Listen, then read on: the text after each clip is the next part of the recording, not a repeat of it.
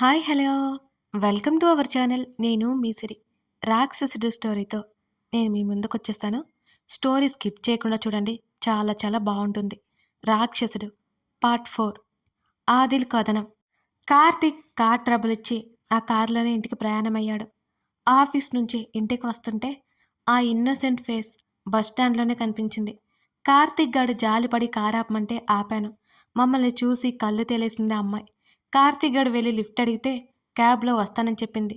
నిజానికి తన అనడం నాకు బాగా నచ్చింది. అలా రమ్మనగానే రాలేదు. తను సున్నితంగా తిరస్కరించడం ఇంకా ఇంకా నచ్చింది నాకు. కార్తీక్ గాడిని ఇంటి దగ్గర డ్రాప్ చేసి నేను ఇంటికొచ్చేశాను. అమ్మీ! అమ్మీ! నేను అరుస్తుంటే సర్వెంట్ వచ్చింది. అమ్మీ ఎక్కడా? అని అడిగాను. అమ్మగారు లోపలున్నారండి అని అంది ఆమె. ఏమైంది? అని అడిగాను. నేను వచ్చేసరికి మామ్ నా కోసం ఎదురు చూస్తూ ఉండాలి రోజు. నాన్నగారొచ్చారండి అని సర్వెంట్ అనగానే నాకు విషయం ఏంటో అర్థమైంది. నేను రూమ్‌లోకి వెళ్ళి ఫ్రెష్ అయిన తర్వాత వెంటనే మామ్ రూమ్ వైపు వెళ్ళాను. అమ్మీ! అమ్మీ! దర్వాజా ఖోలో అని తలుపు తట్టాను నేను. లోపల నుంచి నాకు ఎటువంటి శబ్దం రాలేదు. నువ్వు బయటికి రాలేదంటేనా?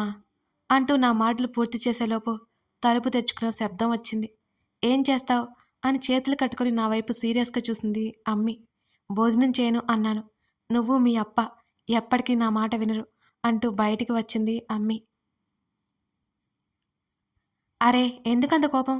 అంటూ అమ్మి భుజం చుట్టూ చెయ్యేశాను. నీకు తెలీదని నేను అనుకోవడం లేదు.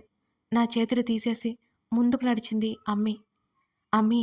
సీరియస్‌లీ నాకేం తెలీదు అన్నాను. తనతో పాటు నేను నడుస్తూ. మీ అప్పాని ఇక్కడికి రావద్దని చెప్పు అని సూటిగా నా కళ్ళలోకి చూస్తూ చెప్పింది. అక్కడి నుంచి డైనింగ్ హాల్ దగ్గరికొచ్చింది. నేనేం మాట్లాడలేకపోయానిక. అమ్మీ! పిలిచాను నెమ్మదిగా. ఆది ప్లీజ్ ఆయన గురించి అయితే నాతో మాట్లాడకు. రా భోజనం చేద్దాం.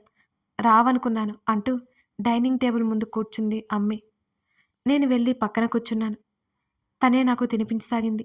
అలాగే చూస్తున్నాను అమ్మి వంక.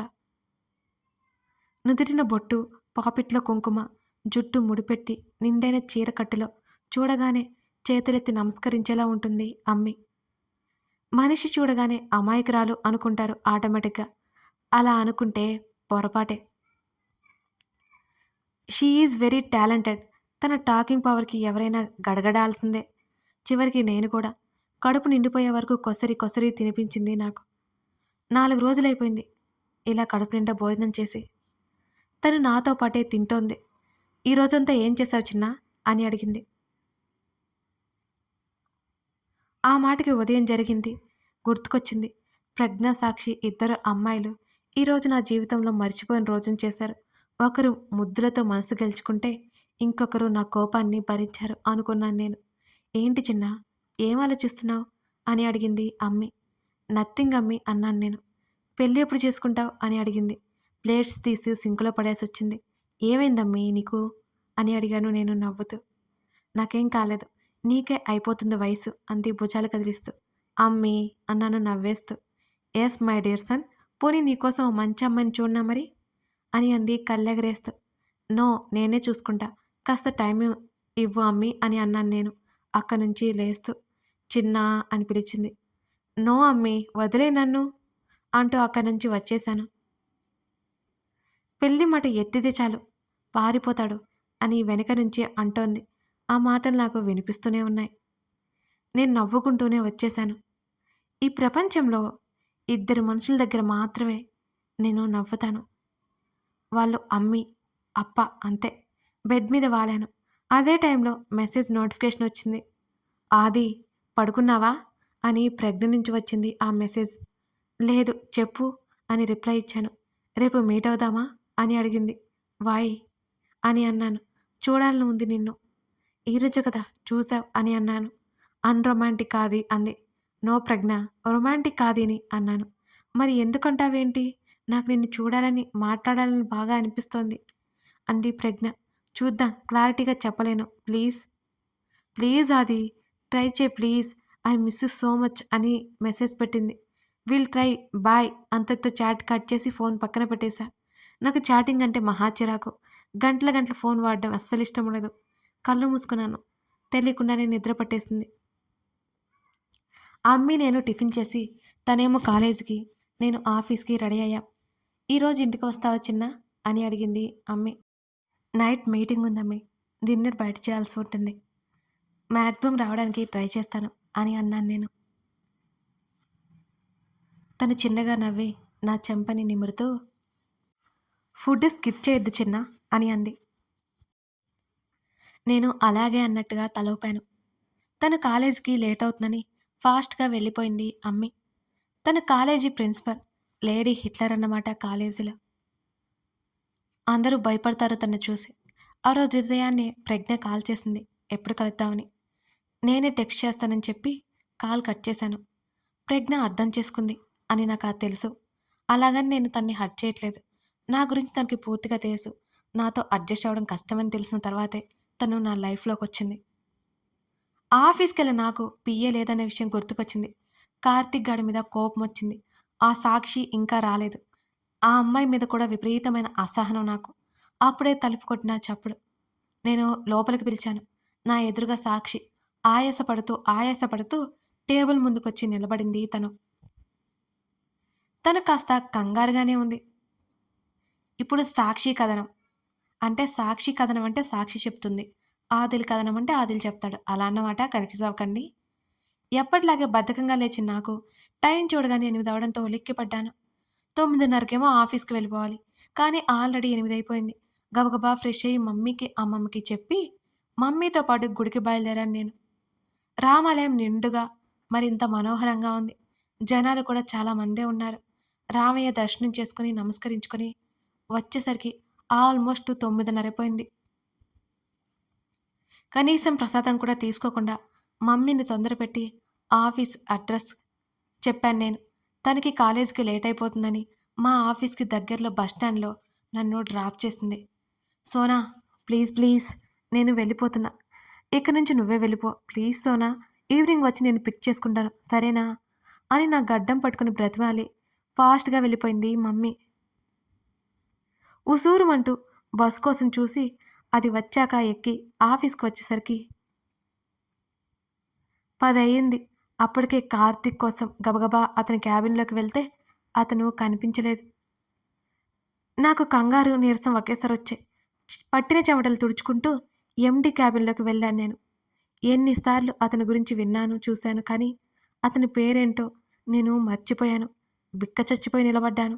తలుపు కొట్టగానే ఆల్రెడీ వచ్చి ఉన్నాడు. బాస్ అయి ఉండి ఇంత పొద్దున్నే రావడం నాకే మతిపోతున్నట్టు అనిపించింది. బాసులు ఇంత తొందరగా వస్తారా? లేట్‌గా కదా వస్తారు. అతను అలాగే సూటిగా చూస్తుంటే దిక్కులు చూశాను. నిజానికి ఒక్కసారి కూడా నేను అతని ముఖాన్ని సరిగ్గా చూడనేలేదు. అతను తిడతాడని నాకు తెలుసు. ఎందుకంటే నాది ఆలస్యం. తప్పు లేదు కదా! తిడితే పడాల్సిందే అనుకున్నాను. అతను లేచి సెల్ఫ్ దగ్గరికి వెళ్ళి ఫైల్ తీసుకొచ్చి టేబుల్ మీద పడేశాడు. అతను చేసేవి చూస్తున్న నేను మెల్లిగా ఫైల్ దగ్గరికి వెళ్ళాను. నేనింకా సైన్ చేయని బాండ్ పేపర్స్ అవి. నేను అక్కడ ఇంకో సంవత్సరం చచ్చినట్టు పనిచేయాలి. లేకపోతే కష్టకాలం, నష్టకాలం వస్తాయని పేపర్స్‌లో స్పష్టంగా రాసి ఉంది. అది అరగంట పాటు క్షుణ్ణంగా చదివి సైన్ చేయాలా వద్దా అని అనుకుంటూ సైన్ చేసేశాను. ఏం చేద్దాం, ఆ శాలరీ నన్ను టెంప్ట్ చేస్తోంది. ఆ శాలరీకి డబుల్ పని ఉంటుందని నాకు తెలుసు. ఇంకో 1 అవర్‌లో షెడ్యూల్ ప్రిపేర్ అయిపోవాలి. ఈరోజు ఫస్ట్ డే కాబట్టి వదిలేస్తున్నా. టైమ్ సెన్స్ లేని వాళ్ళంటే నాకు అసహ్యం. అతను మామూలుగా చెప్పినా అతని మాటలు నాకు సీరియస్‌గా అనిపించాయి. అప్పుడు చూశాను కళ్ళెత్తి. అతను నన్నే చూశాడు. My God! ఇతనివి తేనె కళ్ళు. అలాగే కొన్ని క్షణాల పాటు చూస్తున్నాను నేను. నేను అతని కళ్ళను చూస్తున్నాను.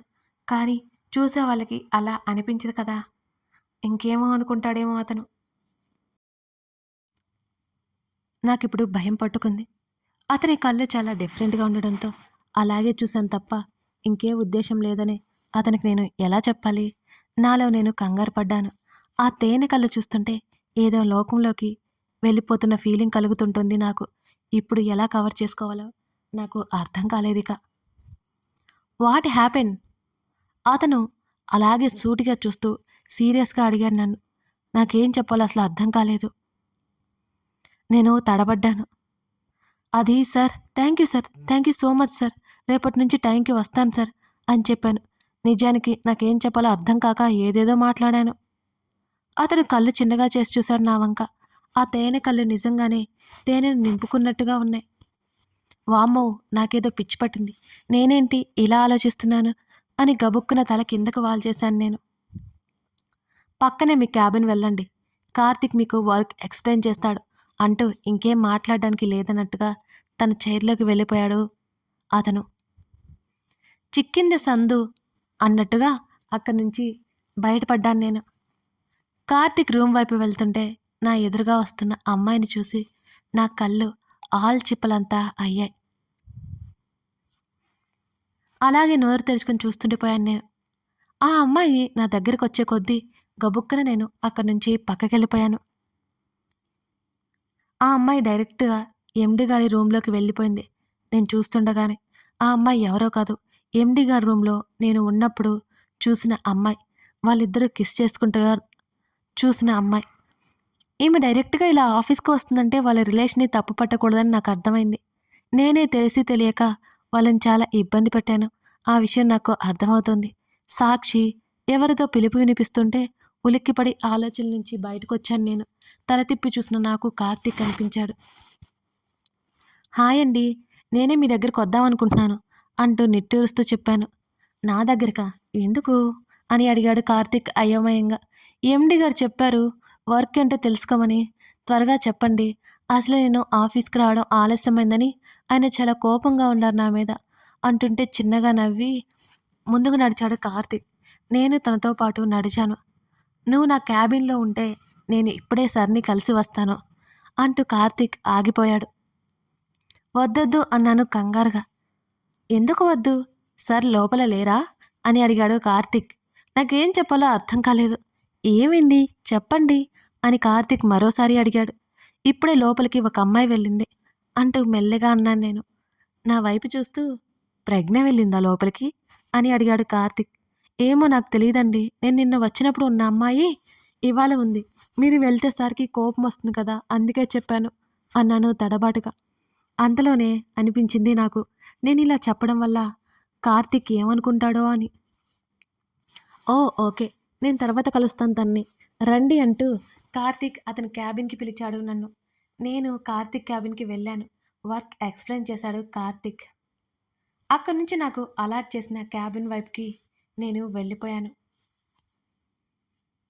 ఆ గది అంతా కన్నులతో కలయ చూశాను నేను. ఇప్పుడు ఆదిల్ కథనం. ఆదిల్ కథనం అంటే ఆదిల్ మనసులో అనుకుంటున్న కథ. నేను మాట్లాడుతుంటే సాక్షి నన్నెందుకు చూస్తుందో నాకు అర్థం కాలేదు. ఆ అమ్మాయిని పర్టికులర్‌గా గమనిస్తే నన్నే చూస్తుందని మాత్రం అర్థమైంది.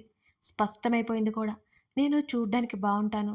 అందుకు చూస్తుంది అనుకోవడం పొరపాటే అని నాకు కూడా తెలుసు. కారణం ఆ అమ్మాయి చూపులు నేరుగా నా కళ్ళలోకి దూసుకుపోతున్నాయి. నేను తనకి ముఖం ముందు చిటిక ఒకటి వేయగా తను ఉలిక్కిపడి నన్నే చూస్తూ తడబడింది. అసలు ఈ అమ్మాయి ఉద్దేశ్యం ఏమిటో నాకైతే అర్థం కాలేదు.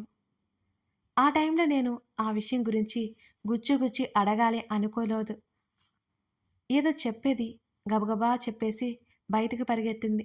ఆమె అలా తడబడుతూ కంగారు పడుతూ ఉంటే నాకు నవ్వొచ్చింది. ఆమె వెళ్ళిన 2 నిమిషాలకి ప్రజ్ఞ గదిలోకొచ్చింది. తన వైపు ఒకసారి చూసి, "అప్పుడే వచ్చావేంటి?" అని అడిగాను నేను. ఎందుకంటే నేను రమ్మని చెప్పకుండా ప్రజ్ఞ ఆఫీస్‌కి రాదు.